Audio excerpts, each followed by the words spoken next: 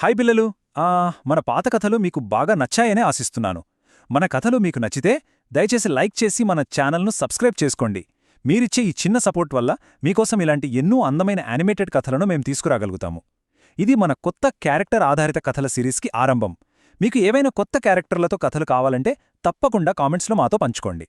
మీ అభిమాన క్యారెక్టర్లతో కథలు చేయడానికి మేం ఖచ్చితంగా ప్రయత్నిస్తాము. సరే, ఇక ఏమాత్రం ఆలస్యం చేయకుండా కాకి మరియు అడవి రహస్యం అనే ఈ అద్భుతమైన కథలోకి వెళ్ళిపోదామా? మొదటి భాగం అడవిలో కలకలం. సుందరవనం. ఈ అందమైన అడవి పేరే సుందరవనం. ఇక్కడే మన కథానాయకుడు కాళీ అనే ఒక తెలివైన కాకి ఉంది. కాళీ మామూలు కాకి కాదు సుమా. ఎంత తెలివైనదంటే అడవిలో ఏ చిన్న దొంగతనం జరిగినా ఇట్టే పసిగట్టేస్తుంది. అందుకే జంతువులన్నీ కాళీని ముద్దుగా అడవి డిటెక్టివ్ అని పిలుచుకుంటాయి.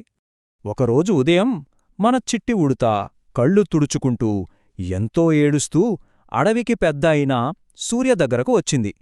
పాపం చిట్టి మొహం చూస్తే ఎవ్వరికైనా జాలి వెయ్యాల్సిందే. అయ్యో, నా క్యారెట్లు కనిపించడం లేదు అంటూ చాలా విచారంగా చెప్పింది. చిట్టి అలా చెప్తుండగానే అరే, ఇంకో ఆశ్చర్యం! మన మోనుకోతి ఎంతో కంగారుగా అక్కడికి పరుగెత్తుకుంటూ వచ్చింది. నా అరటిపండ్లు కూడా మాయమయ్యాయి అని గట్టిగా అరుస్తూ చెప్పింది. పాపం, వాళ్ల ఆహారం పోయింది కదా. అప్పుడే పక్షులు, జింకలు కూడా అక్కడికొచ్చి తమ ఆహారం కూడా కనిపించడం లేదని కంగారుగా చెప్పాయి. రెండవ భాగం దొంగ ఎవరు?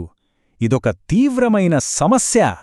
జంతువులందరి మాటలు విన్న సూర్య, ఇది సాధారణ విషయం కాదు, చాలా తీవ్రమైన సమస్య అని అన్నాడు. అప్పుడే మన ధైర్యశాలి డిటెక్టివ్ కాళికాకి ముందుకొచ్చి, ఎవరూ భయపడకండి, నేనీ రహస్యాన్ని ఖచ్చితంగా కనిపెడతాను అని ఎంతో ధైర్యంగా చెప్పింది.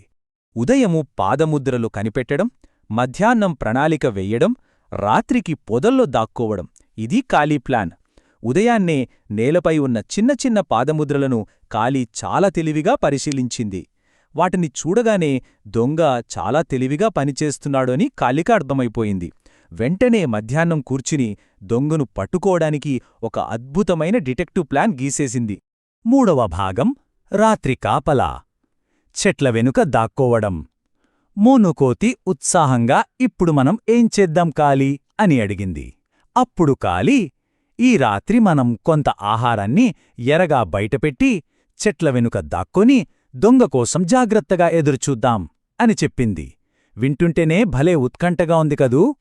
చీకటి రాత్రి. అడవిలో నెమ్మదిగా చీకటి పడింది. చుట్టూ అంతా ఎంతో నిశ్శబ్దంగా ఉంది. ప్లాన్ ప్రకారం అడవి మధ్యలో చిట్టి ఉడుత తన క్యారెట్ల బుట్టను, మోనుకోతి కొన్ని అరటిపండ్లను ఉంచాయి. అందరూ చెట్ల వెనుక చీకట్లో దాక్కొని ఏం జరుగుతుందో అని ఊపిరి బిగబట్టి చూస్తున్నారు. చీకట్లో మెల్లగా వస్తున్నది ఎవరు? అలా కొంతసేపు గడిచాక సడన్గా కర్ర్ కర్ర్ అని ఒక చిన్న శబ్దం. అందరూ అప్రమత్తమై చెట్ల వెనక నుంచి చూశారు. ఒక చిన్న నీడ నెమ్మదిగా పాకుతూ వచ్చి ఆ ఆహారాన్ని తీసుకోవడానికి ప్రయత్నిస్తోంది. ఆ నీడ అలా ఆహారం పట్టుకోగానే మన మోనుకోతికి ఎక్కడా లేని కోపం వచ్చేసింది. దొంగ అని చాలా గట్టిగా అరిచింది. ఆ పెద్ద అరుపుకి ఆ చిన్న నీడ ఒక్కసారిగా ఉలిక్కిపోయింది. దొరికిపోయానే అన్న భయంతో వణుకుతూ చేతిలో ఉన్న ఆహారంతో వేగంగా పారిపోవడం మొదలుపెట్టింది.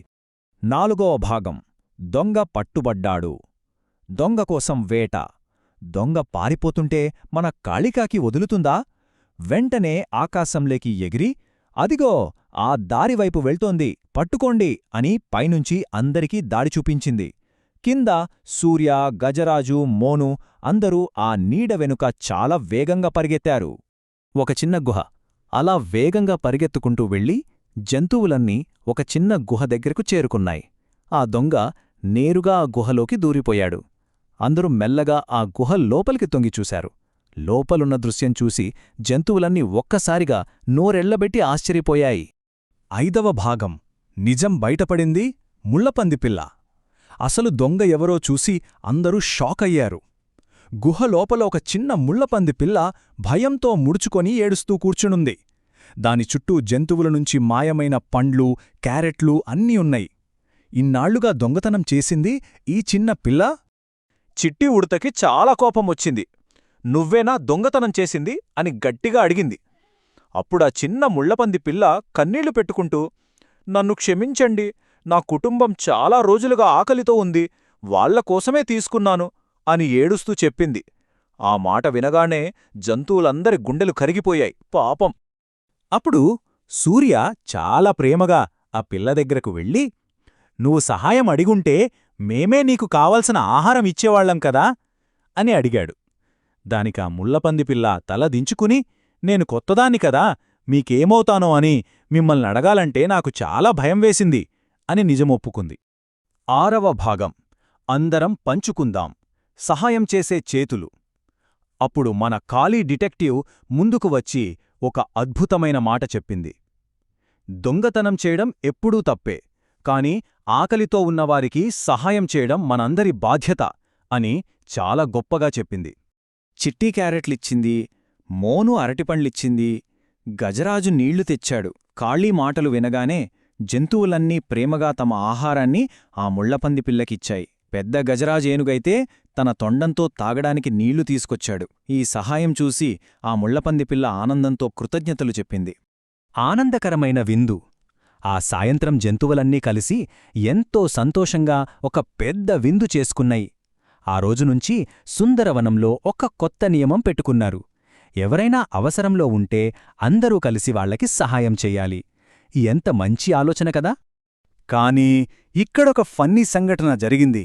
అందరూ సంతోషంగా ఆడుకుంటున్నప్పుడు మన మోను కోతి పొరపాటున ఆ ముళ్లపంది పదునైన ముళ్లను తాకింది. అంతే, అయ్యో అని గట్టిగా అరుస్తూ గెంతింది. మోను చేసిన ఆ పనికి జంతువులన్నీ పగలబడి నవ్వాయి. నీతి: నిజం తెలుసుకోకుండా ఎవరిని తప్పుగా అర్థం చేసుకోకూడదు. పంచుకోవడం మరియు సహాయం చేయడం గొప్ప గుణాలు. అవును పిల్లలు, ఈ కథ ద్వారా మనం తెలుసుకున్న ముఖ్యమైన నీతి ఇదే. ముళ్లపంది పిల్ల దొంగతనం చేసినా దాని వెనుక ఉన్న ఆకలి బాధను వాళ్లు అర్థం చేసుకున్నారు. ఇతరులతో మన వస్తువులను పంచుకోవడం, అవసరంలో ఉన్నవారికి సహాయం చేయడం చాలా గొప్ప లక్షణాలు. ఇవి మనందరికీ ఉండాలి. ఈరోజు మన కథ మీకు బాగా నచ్చిందా? ఈ కథలో మీకు ఏ క్యారెక్టర్ బాగా నచ్చిందో కింద కామెంట్స్లో మాతో పంచుకోండి. మరిన్ని సరదా యానిమేటెడ్ కథల కోసం వీడియోని లైక్ చేయండి, మీ ఫ్రెండ్స్కి షేర్ చేయండి మరియు సబ్స్క్రైబ్ చేయడం అస్సలు మర్చిపోకండి. బాయ్ పిల్లలు, మళ్ళీ ఇంకో అద్భుతమైన కథా ప్రయాణంలో